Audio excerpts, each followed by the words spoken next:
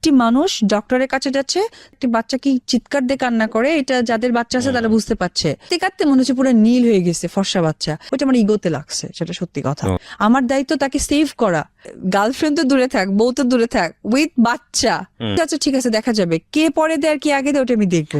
হাসপাতালে বুবলি তার কন্যা সন্তানকে নিয়ে গিয়েছিলেন ভ্যাকসিন দিতে, আর সেই হাসপাতালেই কোনো কাজে গিয়েছিলেন অপবিশ্বাস। হঠাৎ দেখা হয়ে যায় দুজনে।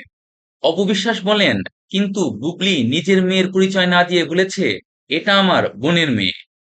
আমার মেইন লক্ষ্যই ছিল যে একটি মানুষ ডক্টরের কাছে যাচ্ছে তার বোনের বাচ্চা বলে। কিন্তু যখন বুবলির মেয়েকে ভ্যাকসিন দিল আমি তখন সেখানেই ছিলাম। মেয়েটি ব্যথায় কান্না করতে করতে প্রায় নীল হয়ে যায়। তখন আমি ধরতে গিয়েছিলাম, মেয়েকে কোলে নিতে গিয়েছিলাম, কিন্তু বুবলি আমাকে বাধা দিল, কাছেও যেতে দিল না। দুদিন আগে তাকে ভ্যাকসিন দেওয়া হয়েছে। ভ্যাকসিনের সাথে সাথে একটি বাচ্চা কি চিৎকার দিয়ে কান্না করে, এটা যাদের বাচ্চা আছে তারা বুঝতে পারছে।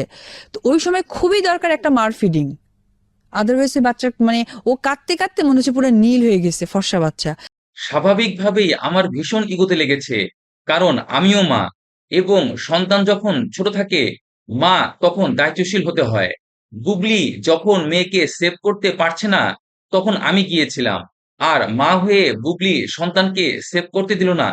ওইটা আমার ইগোতে লাগছে, সেটা সত্যি কথা। No, that's very আর just ইগো লাগছে, একজন উপবিশ্বাসের ইগো লাগেনি। আমি তো এরকম অনেক সাফারার হয়েছি, আমার ওগুলো গায়ে লাগেনি। বাট আমার গায়ে লাগছে, আমি একজন মা। একজন মা মানে ওই সন্তানটা আমার উপর দায়িত্বশীল। আমার দায়িত্ব তাকে সেভ করা। আমি তাকে সেভ না করে আমি মাটিতে ফেলে দিচ্ছি, তা আমার তো দায়িত্ব, রেসপন্সিবল কিছুই থাকছে না। এই ইগো থেকে আসলে যাও। আমি পরে সাকিব খানকে বলেছি, বুবলি তো তোমার মেয়েকে দেখভালই করতে পারছে না, তুমি কিছু একটা করো।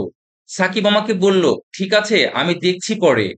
তো আমি কত পরেটা আমি তো জানতে পারছি না। আমি বলছি, আচ্ছা ঠিক আছে, দেখা যাবে কে পরে দেয় আর কি আগে দেয়, ওটা আমি দেখবো। বুবলি হয়তো এখন রাগ করেছে, কিন্তু আমি মনে করি যেটা হয়েছে সেটা ভালোর জন্যই হয়েছে।